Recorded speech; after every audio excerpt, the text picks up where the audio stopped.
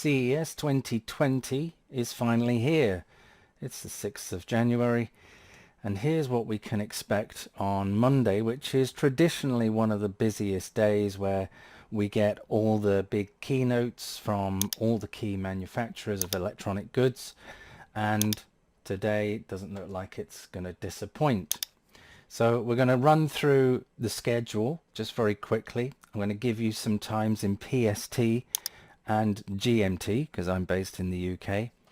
And so let's start off. We've got LG at 8 a.m, which is 4 p.m. GMT, 8 a.m. PST. We're kind of expecting a few sort of 8K panels, as there's another video which you'll see linked, which will show you all the new expected panels and TVs from LG. No sort of huge sweeping changes other than a bit more 8K and perhaps a cheaper 8K panel TV as well, or TV range, which looks possible. So that's very exciting. Of course, OLED based. Then we have Panasonic at 10 a.m. PST, which is 6 p.m. GMT. Nothing so far from Panasonic. They've been very tight-lipped, but we can imagine that we're likely to see a similar sort of push towards 8K and maybe some cheaper panels there too. I think the idea is to bring the costs down for 8K. One of the other things to look for with 8K as well is the whole 2.1 adoption on the HDMI. We have Hisense at 11 a.m, which is PST at 7 p.m. my time, GMT. Nothing particularly coming through from Hisense, so I'm not expecting anything huge. I've not heard too much about 8K panels from them, or new 8K panels. So we'll have to wait and see on that front. Changing direction a little bit, we've got Qualcomm at 11 a.m, again 7 p.m. It's just interesting to see what the chip manufacturers do and how that sort of pushes tech. Nothing too interesting on that front really.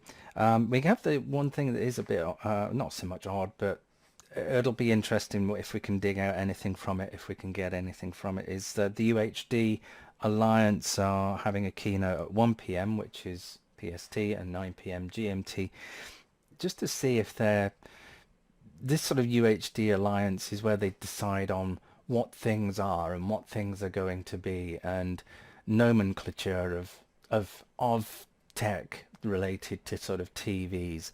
So it's always interesting to see what kind of nonsense they're digging up there. Then we have AMD at 2 p.m. PST, which is 10 p.m. GMT. Always interesting to see what AMD are pushing out in terms of their CPUs and GPUs. So it's always interesting on that front. They've made some real leaps and bounds this year, in the last few years, in fact, from being sort of really struggling at some point just a few years ago, and being pretty depressed, having a depressed market for themselves and being overtaken massively by Intel, to now in just a few years turning it around amazingly, by producing some incredible silicon, some incredible CPUs. So we'll see what they've got. I imagine more from sort of Threadripper range and so on, so which is what I'm running, by the way. And then of course their nemesis, which is Intel. So it's not surprising Intel are going afterwards, probably trying to figure out what AMD are going to be doing. So Intel are at 4 p.m. PST, which is midnight my time. Just more CPUs, more cores, more threads, that kind of thing.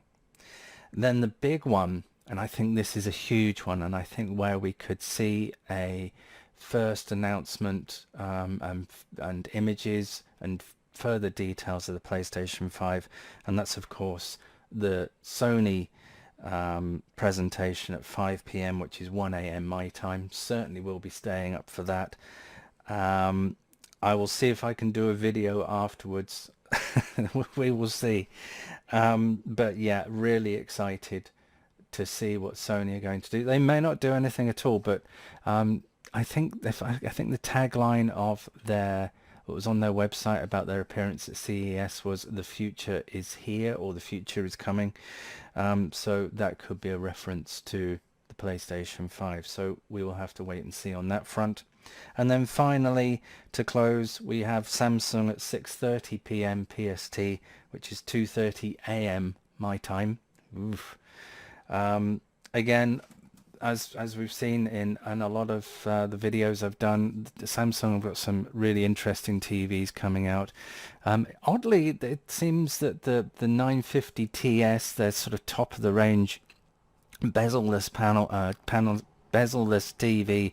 The video I did on that with further details and information on that didn't seem to get a good response. Either they thought my video was crap, or they thought that the 950 TS was crap. Who knows?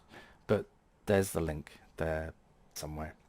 So if you want to be kept updated on what happens during all of these, I'm going to be pulling out interesting information that I can extract over the next 24 hours and then putting together not only small videos about particular points, but also highlights of the day. And of course, Monday at CES is the big day. And then throughout the week, I'll be doing updates and highlights of each day.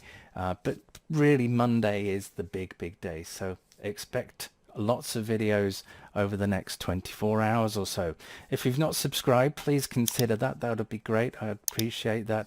And give me a thumbs up. And also, of course, don't forget to click the bell, because you won't be alerted of when I've done other videos. Thanks again. It's a really exciting day. I hope you're really excited too. And I'll see you on the next one.